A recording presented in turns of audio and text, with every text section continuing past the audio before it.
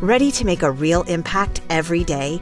Join the Active Day Home Care team and help clients maintain their independence in the comfort of their own homes. Make a difference in someone's life as you provide essential daily assistance and protect their health and happiness. Earn up to $20 an hour and enjoy additional perks like optional daily pay, 401k, paid time off, ongoing educational training, and more. Join a team that values care, compassion, and your professional growth. Visit activeday.com to apply.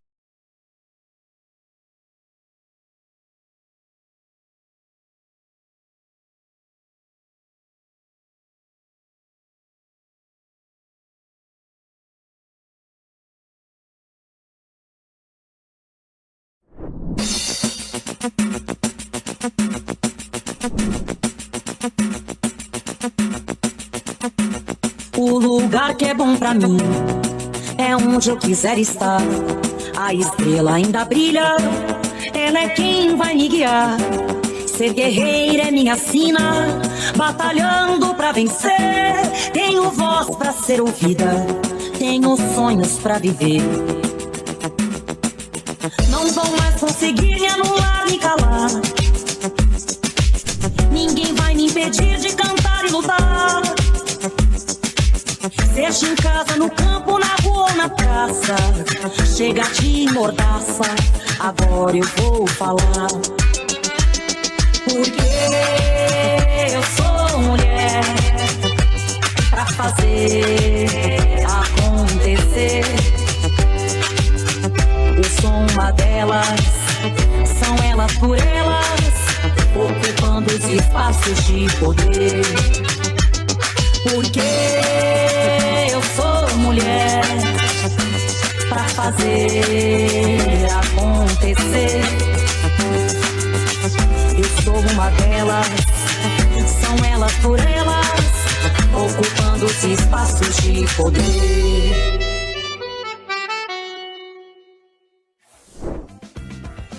Olá, seja muito bem-vinda! Hoje é terça-feira e vamos falar sobre o tema Marcha das Mulheres Negras, Saúde da População Negra com Linda Ferreira, que é conselheira estadual de saúde. Bora para nossa aula de hoje? Primeiro, saudar as minhas mais velhas e as minhas mais novas que poderão estar, que vão estar me ouvindo nesse momento, né? Eu sou Linda Ferreira. É assim que eu sou conhecida pelo movimento, é assim que eu gosto de ser chamada. Sou uma mulher negra, retinta, mãe, né? Tenho 2 filhos, 4 netos, né? Tenho formação acadêmica como enfermeira, né? E tenho algumas pós-graduação como gestão pública, e sou acupunturista, trabalho hoje em várias frentes, né? Mas a minha militância ela começa desde a minha adolescência e por dentro das comunidades eclesiais de base. Então, essa sou eu, essa mistura, né, de tantas e tantas informações, de tantos saberes que me constituem enquanto ser humano, enquanto essa mulher militante, né, militante da saúde pública, militante da pauta da classe trabalhadora, como saúde trabalhador, e militante da pauta étnico-racial, né, com recorte mais para a questão de gênero e da saúde da população negra.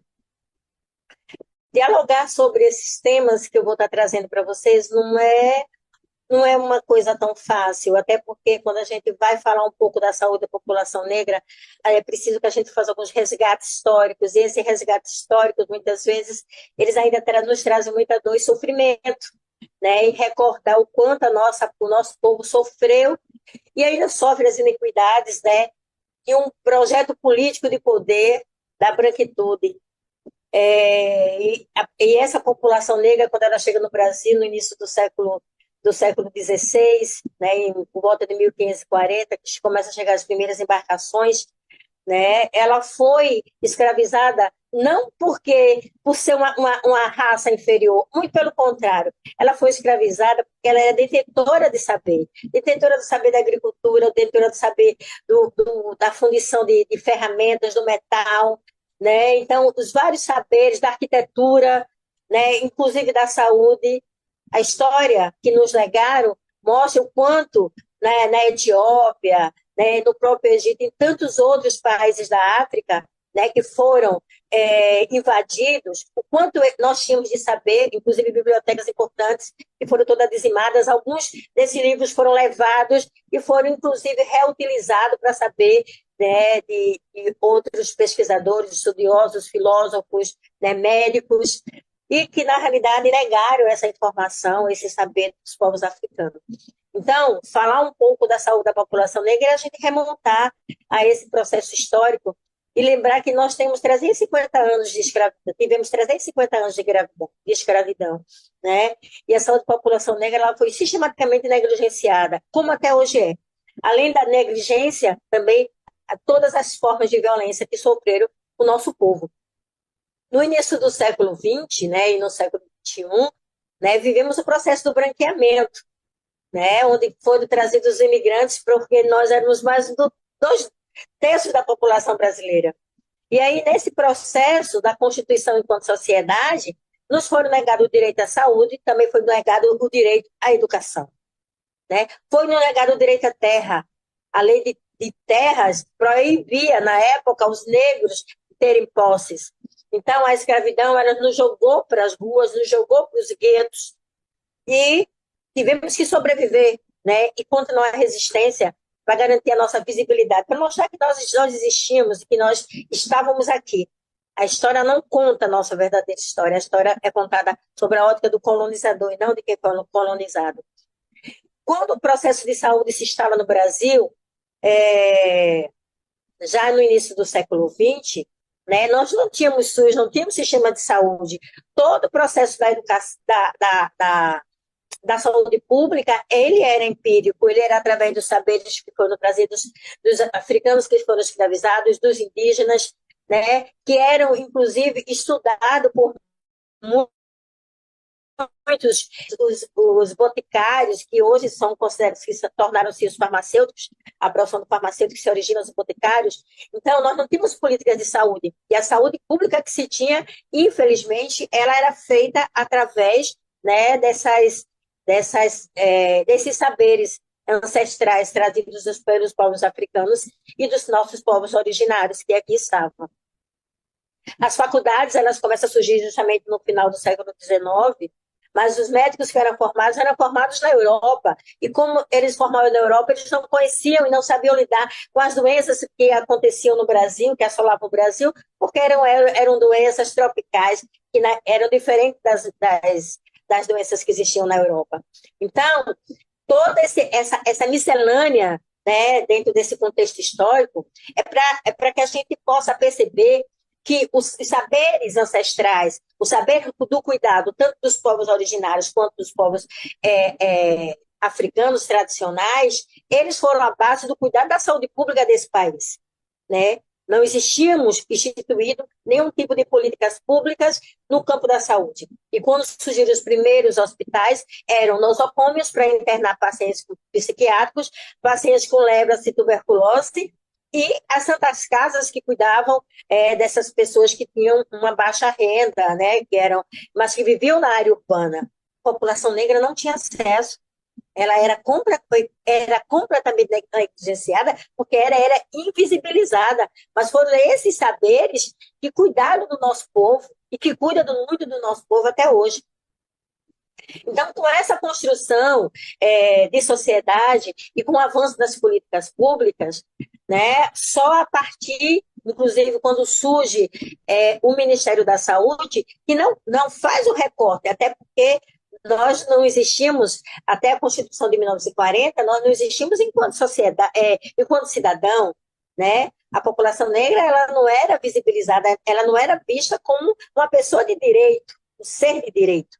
Né? Muito pelo contrário, muitas das doenças que aconteciam e que assolavam a população brasileira, muitas vezes eram jogadas sob a responsabilidade da população negra, que é essa população que estava à margem, essa população que estava nos guetos, essa população que estava nas ruas, muito mais vulneráveis, adoeciam pela falta de ter um teto para morar, pela falta de ter um emprego, pela falta de uma alimentação, pela questão da insegurança alimentar. Então, elas adoeciam, sim, com muito mais frequência, mas era imputado a ela a responsabilidade desse adoecimento, e não como um fator social, né, construído para dizimar, inclusive, a população negra. Né? A população negra, no final do século XX, né, no início do século XX, ela é 2/3 da população, porque as pessoas muitas vezes tinham muito mais escravos nas suas propriedades do que pessoas que moravam dentro da casa. Então, claro que a população negra ela era muito maior. E o processo de eugenia com a vinda dos imigrantes foi justamente para isso. Mas os imigrantes também vieram com o processo de adoecimento, fugindo da peste na Europa, que dizimou muitos e muitos habitantes na Europa. Então, quando a gente começa a fomentar a discussão já no início do século, no século XX, né, e século XXI, né, a visibilidade, o movimento negro se organiza e a gente exige a visibilidade desse povo que está à margem do processo do adoecimento, aliás, de todos os indicadores favoráveis. Então, na saúde, na educação, no emprego e renda, na questão da segurança alimentar, na questão da terra, todas essas políticas públicas, os piores indicadores, eles eram indicadores que acometiam, né, que eram característicos da população negra. E muito interessante é que quando começa a organização do movimento negro no Brasil, o Teatro Negro, né, e tantas outras, os jornais, né, os folhetins. Então, o que é que acontece? Nesse processo, começa a se disseminar um pouco, né, dessa realidade da população negra. E nessa construção e organização da sociedade, chegamos na década, no processo da ditadura militar, e onde, na realidade, boa parte da população negra foi encarcerada.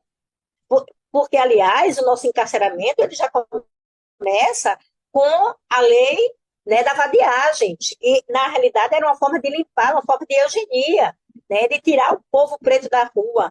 Quando, na questão, na lei do café com leite, né, foi proibido uma lei que os negros não podiam migrar do Nordeste para Rio e São Paulo, em Minas Gerais. Também uma forma de eugenia. Então, aí eles fizeram todas as estratégias para dizimar a população negra, né? Pela fome, pela doença, pela ausência de direitos, pela violência, pelo encarceramento. Então, quando chegamos na década de 70, que quando começam os movimentos a se organizarem mais de forma mais efetiva, né, começam, inclusive, a participar do processo da redemocratização, começa a população negra também a ter acesso mais à educação formal. Então, o que é que acontece com isso? Isso faz com que, nas periferias, a população negra ela comece a se organizar, sem perder de vista a sua essência, sem perder de vista seus saberes ancestrais, continuando a cuidar da sua população, seja nos quilombos, seja nas periferias, sejam através dos terreiros, e sempre combinado como espaço de cuidado para a população negra que mora na periferia.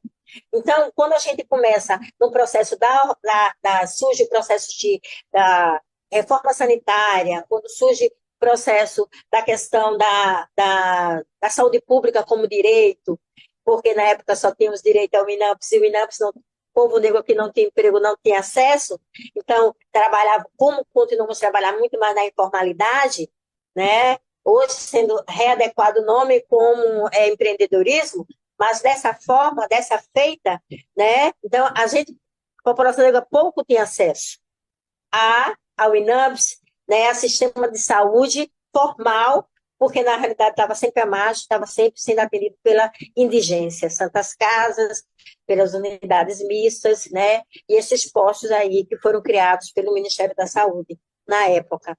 Então, quando a gente começa nesse processo de efervescência para o processo de redemocratização, o povo negro se organiza através do movimento de mulheres, se organiza através de várias outras entidades e órgãos, e começa a fomentar, né, e a movimentar a sua base, a periferia, e aí a gente começa a fazer a discussão, né, numa construção para dar essa visibilidade, e combina com a Marcha Zumbi, né, que ocorreu em 95, Zumbi que, né, exigia uma reparação.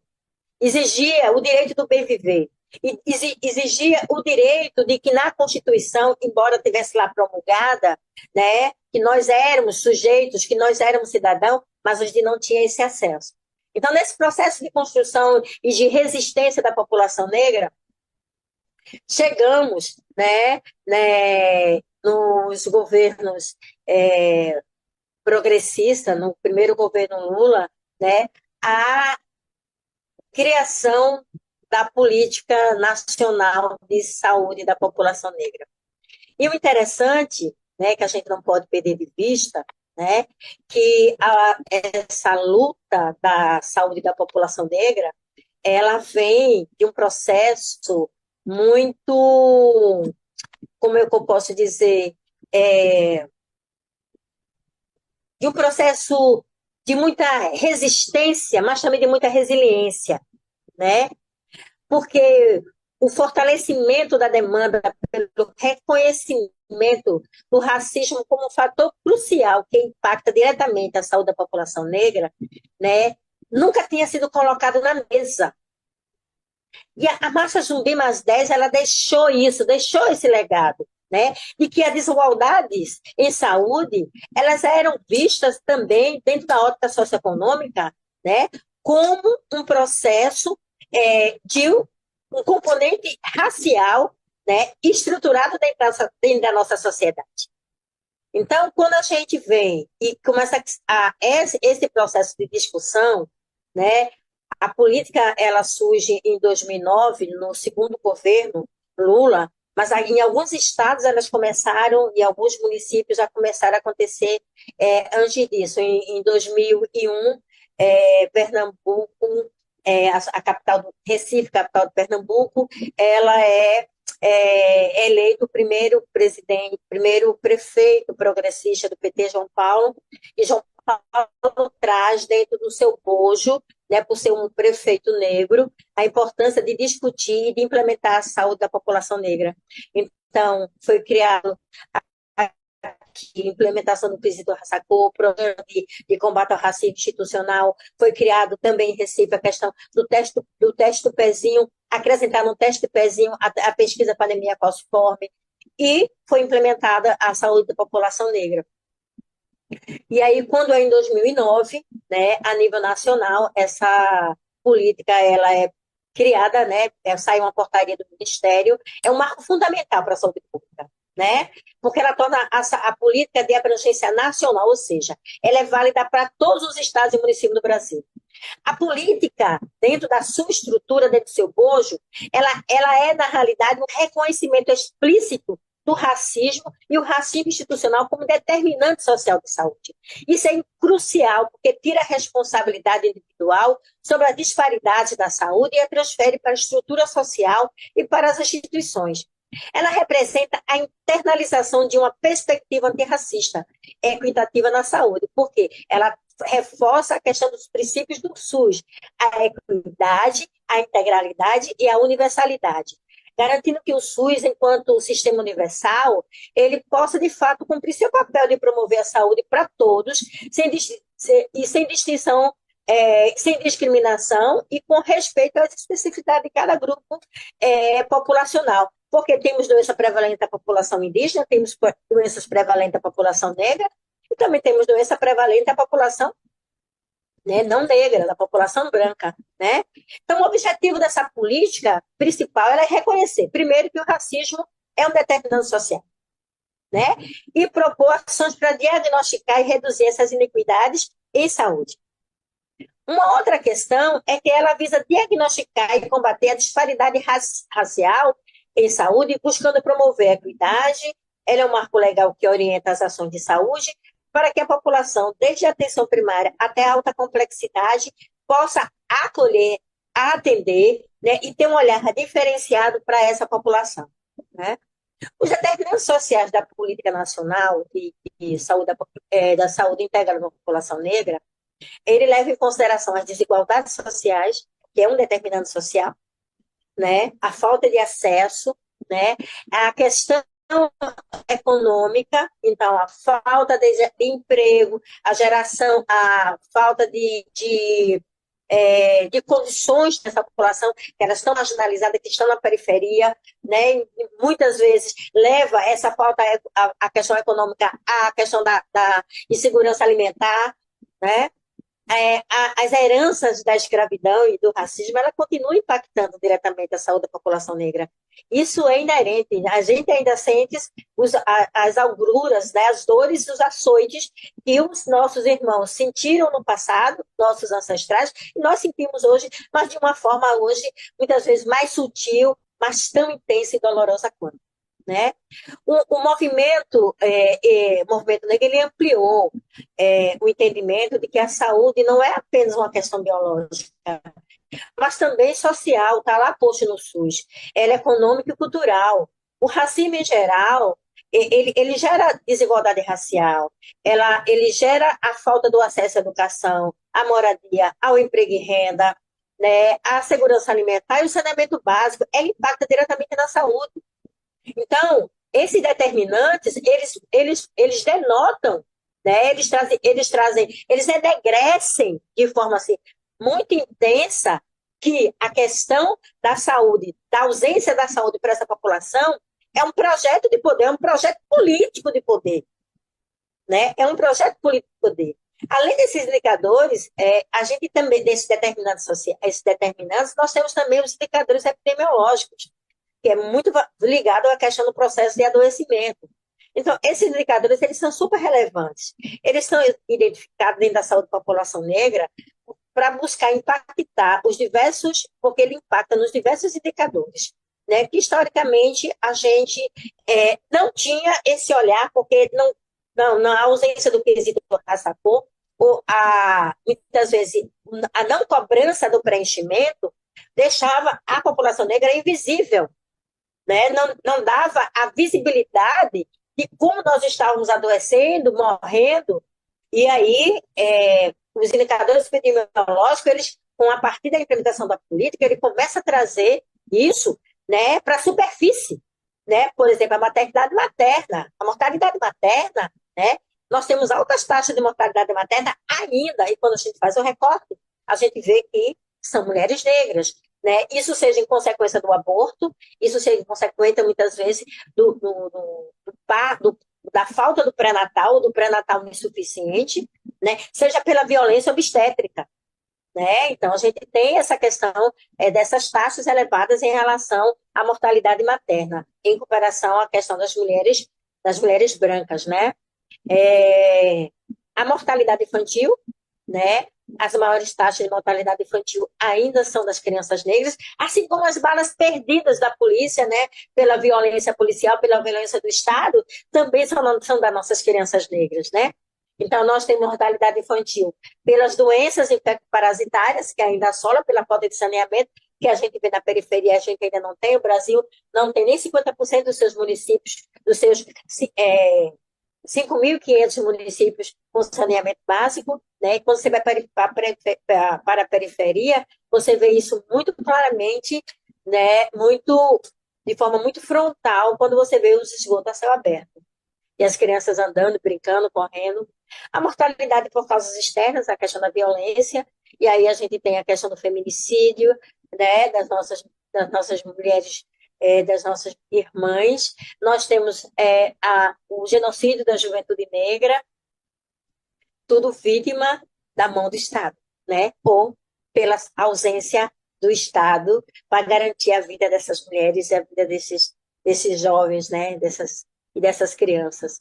A mortalidade por doenças crônicas, e aí a gente tem, dentre as várias doenças crônicas, a gente tem a questão da hipertensão e da diabetes, né? A hipertensão na população negra, ela é considerada, né? Tem um termo meio pejorativo que chama que são as hipertensões malignas, são as hipertensões severas, né? Porque elas são insidiosas e é a causa de muito acidente cardiovascular, né? Em adultos jovens negros, né? Homens jovens ainda, com menos de 40 anos, né? Além da diabetes, que é o risco das amputações, né? Causada pelos problemas cardiovasculares, né? que é acometido também pela questão da hipertensão. Aí a gente também tem a questão de outras doenças, né? A mortalidade e prevalência de doenças como anemia falciforme, né? Que é uma doença congênita da população negra e que os profissionais de saúde não estão preparados para atender, né? Tem um livro de uma amiga que eu ajudei a escrever um capítulo chamado Mulheres de Foice, de Linda Assis. Ele conta a trajetória, o sofrimento, a vida de uma mulher, né, quando ela para ela ser diagnosticada e ser tratada no Sistema Único de Saúde, né? Então, e a questão de ser falciforme, porque as hemácias, elas são em formato de foice e elas são rígidas, e aí por isso o nome falciforme que vem de foice.